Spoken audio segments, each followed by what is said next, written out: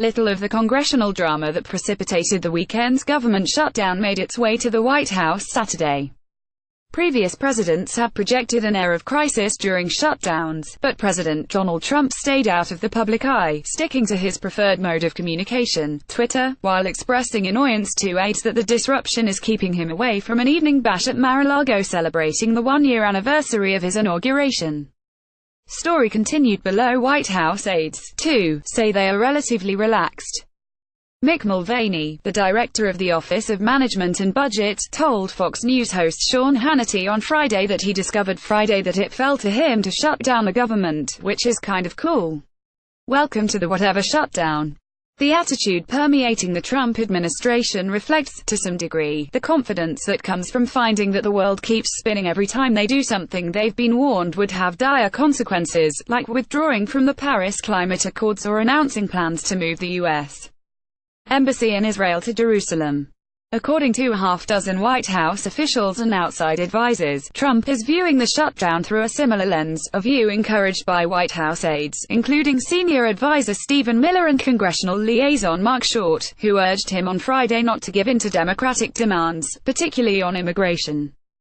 Several presidential advisors expressed confidence that Democrats, who offered no philosophical objections to the 30-day continuing resolution approved by House Republicans, wanted to make a statement but don't want to hurt federal workers, tens of thousands of whom will be staying home from work without pay if government funding isn't restored by Monday morning.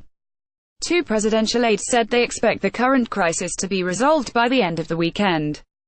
But Democrats themselves are sending a different message, at least publicly, giving no indication they are ready to buckle to pressure.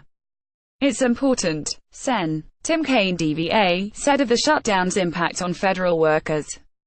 But I was just at the Women's March this morning, and there are a lot of federal workers there and, they were basically, you need to stand up to this guy. One House Democrat said he was relieved his party had finally grown a spine. By signing up you agree to receive email newsletters or alerts from Politico. You can unsubscribe at any time. The White House has responded by shrugging it off, hewing to a consistent message: this shutdown won't hurt as much as the one President Barack Obama oversaw 5 years ago. Mulvaney drew the comparison repeatedly on Saturday, telling reporters that national parks and monuments would remain open, though they were closed in 2013, that the Centers for Disease Control and Prevention would continue to protect Americans for this year's flu outbreak, and that, in another departure from 5 years ago, the activities of the Environmental Protection Agency would continue uninterrupted. He also argued that Democrats today are being more unreasonable than were Republicans in 2013. We were asked to vote for something in 2013 that we did not approve of, said Mulvaney, who, as a South Carolina congressman, supported the 2013 shutdown because the government funding bill required lawmakers to approve funding for Obamacare, a federal program to which they vehemently objected. Other West Wing aides were playing it cool as well. This seems so banal compared to 2013, when the two sides were actually fired up and there was a cause, said a senior presidential aide. The 2013 shutdown, precipitated by Republican attempts to prevent funds from flowing to the Affordable Care Act, lasted 17 days. Everybody figures this is going to resolve itself by the end of the weekend, the aide said. It will be nothing compared to Obama's shutdown, said another senior White House official, though the 2013 shutdown was roundly blamed on Republicans.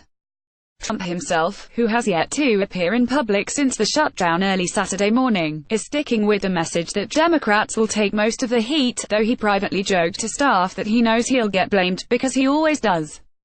Though he hasn't appeared before the cameras, he was active on Twitter throughout the day on Saturday, writing, "This is the one-year anniversary of my presidency and the Democrats wanted to give me a nice present."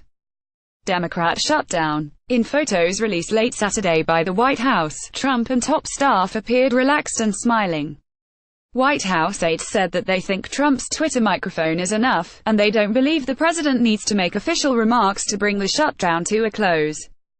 Indeed, Trump's own erratic behavior in negotiations last week, including his remarks to lawmakers that many immigrants come from shithole countries, helped precipitate the breakdown in spending talks on the Hill by hardening the positions among party rank and file on both sides and giving Democrats a ready-made excuse to walk away from the negotiating table on immigration. Since then, he's been a bit player in the shutdown drama, the absence of his direction and leadership driving events more than its presence. The irony is that while many had high hopes that Trump's election augured a new era of bipartisanship in the country, the government shutdown is the clearest evidence yet that hasn't materialized. Instead, a year into his first term, the president, who won the election railing against the political system, finds himself trapped inside it, waiting for the political leaders he holds in contempt to set him free. Annie, Connie and Sung Min Kim contributed to reporting.